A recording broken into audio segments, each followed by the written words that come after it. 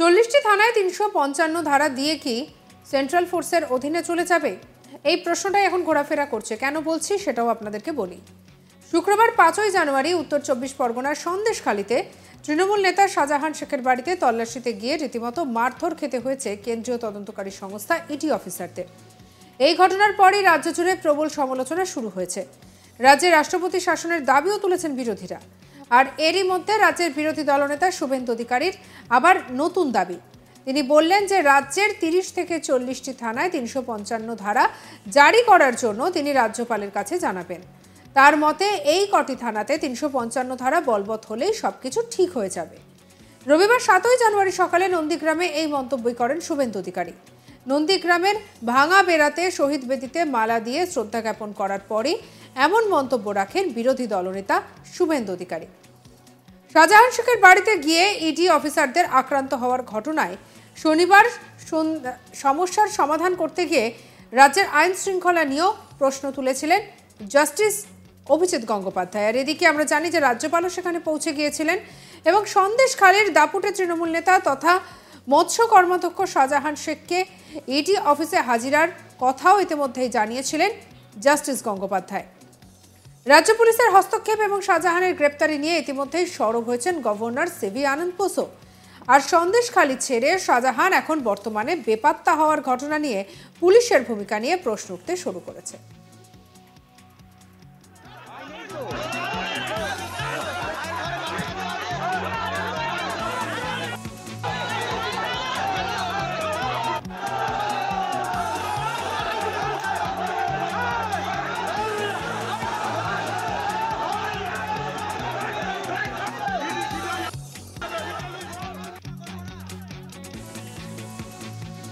শোনা যায় শাহজাহানের বেপাত্তা হওয়ার পেছনে বেশ কিছু পুলিশ অফিসারের হাতও রয়েছে।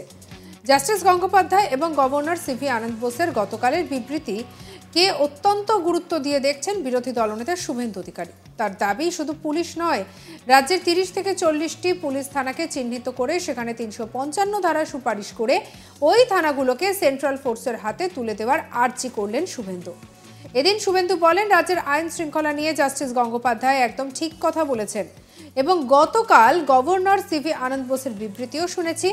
শেখ শাহজাহানকে জঙ্গি হিসেবে ধরা হোক, তাকে দেশবিরোধী হিসেবেও ধরা হোক, রাজ্যপালের এই মন্তব্য অত্যন্ত গুরুত্বপূর্ণ। আমি নিজে রাজ্যপালকে বলবো রাজ্যের 30 থেকে 40টি পুলিশ থানাকে চিহ্নিত করা হোক এবং এই সমস্ত থানাগুলোতে 355 সুপারিশ করুক রাজ্যপাল। এই থানাগুলোকে সেন্ট্রাল ফোর্সের হাতে তুলে দেওয়া দরকার আছে, আমি নিজে রাজ্যপালকে বলবো। বিরোধী দলনেতা শুভেন্দু অধিকারীর এই বক্তব্যের পরই জোরালো হয়েছে জল্পনা।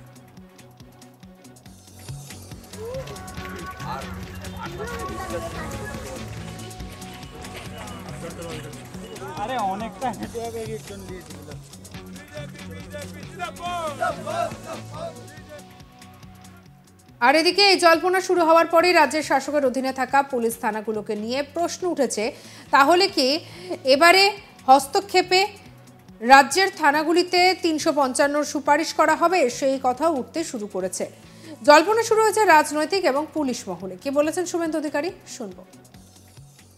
আমি রাজ্যপাল মহোদয়কে ধন্যবাদ জানাবো এবং তাকে বলবো রাজ্যের 30 থেকে 40টা থানাকে চিহ্নিত করে আপনি 355 সুপারিশ করুন। ওই থানাগুলো সেন্ট্রাল ফোর্সের হাতে তুলে দেওয়া দরকার আছে। 30 থেকে 40টা থানা করে দিলেই ঠিক জব্দ হয়ে যাবে। এখানে যেমন সব শুয়ে গেছে, শুধু গড় চক্রবর্তী আর আলরাজি লম্ফঝম্প করছে, একটা মাল সেটা দেখছি খাতায় উঠে গেছে নাম। ভালো থাকবেন। আর এদিকে শুভেন্দু জানান এই শাহজাহান শেখ যাতে বাংলাদেশে পালাতে না পারে তার জন্য লুকআউট নোটিশ জারি করা হয়েছে। সন্দেশখালীতে ইতিমধ্যেই বেরমজুর 2 নম্বর পঞ্চায়েতের প্রধানের বাড়িতে লুকিয়েছিল শাহজাহান শেখ, এমনটাই জানিয়েছেন তিনি। তৃণমূলের নেতারাই তাকে এই তথ্য জানিয়েছেন বলে দাবি করেছেন বিরোধী দলনেতা। সাধারণ লোকেরাই শাহজাহান শেখকে ধরিয়ে দেবে বলেও দাবি করেছেন তিনি। শাহজাহান শেখ ওই এলাকায় যাবতীয় দুর্নীতি করে তৃণমূল চালাতো এবং বলা হচ্ছে যে এই দাবিও নাকি করেছেন শুভেন্দু অধিকারী। তার দাবি ওই এলাকায় তোলা তুলে কলকাতায় টাকা পাঠায় শাহজাহান। তিনি জানান আর ওই এলাকায় শাহজাহান শেখকে লিজ দিয়েছে তৃণমূল। কি বলেছেন শুনুন। বাংলাদেশে ঢোকার চেষ্টা করেছিল, পারেনি, লুক আউট নোটিশ হয়েছে, বাংলাদেশ সরকারকেও সতর্ক করেছে এজেন্সি। ও কোথাও যেতে পারবে না।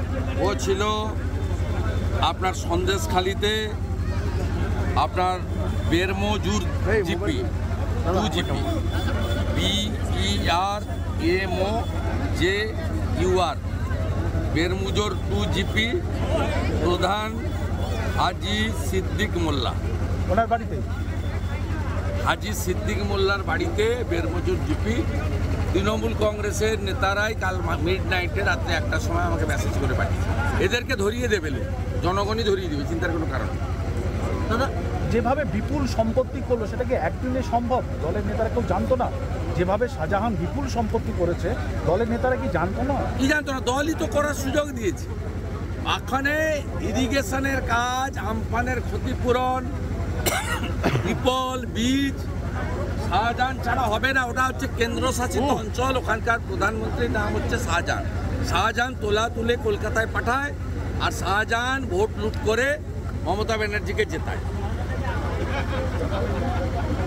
টাকা তোলা পাঠায় আর ভোট লুট করে। এটার জন্য শাহজাহানকে ওই এলাকাটা লিজ দিয়ে দেয়। এখানে যেমন কেন্দামারি সাউদ্দিনকে লিজ, এমন এখন নাই। কালীচরণপুর আগে সোয়েম কাজীকে লিজ দিয়ে রেখেছিল, এখন আলরাজির লিজে আছে। দাউদপুর আগে অন্য কারোর লিজে ছিল, এখন শামসুলের লিজে আছে। এইরকম সব জায়গায় এক একজন লিজ হোল্ডার আছে যাদের মমতা ব্যানার্জি ভোট লুট করতে হবে। একটাই কাজ, ভোট লুট। এখানে 53টা মুসলমান বুথে আমাকে একটাও ভোট দেয়নি, মানে দিতে দেয়নি। মুসলিমরাকে আমার ভোটার নেই, অনেক ভোটার আছে, দিতে দেয়নি, লুট করেছে এই গুন্ডারা। এদের দিন ঘনিয়ে এসেছে। আর এদিকে শুভেন্দু অধিকারী আরও এদিন বলেছেন যে আমি নিজে রাজ্যপালকে বলবো রাজ্যের 30 থেকে 40টি পুলিশ থানাকে চিহ্নিত করা হোক।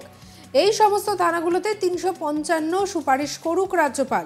এই থানাগুলোকে সেন্ট্রাল ফোর্সের হাতে তুলে দেওয়া দরকার। আমি নিজে রাজ্যপালকে বলবো। কি বলেছেন শুনবো আরও একবার।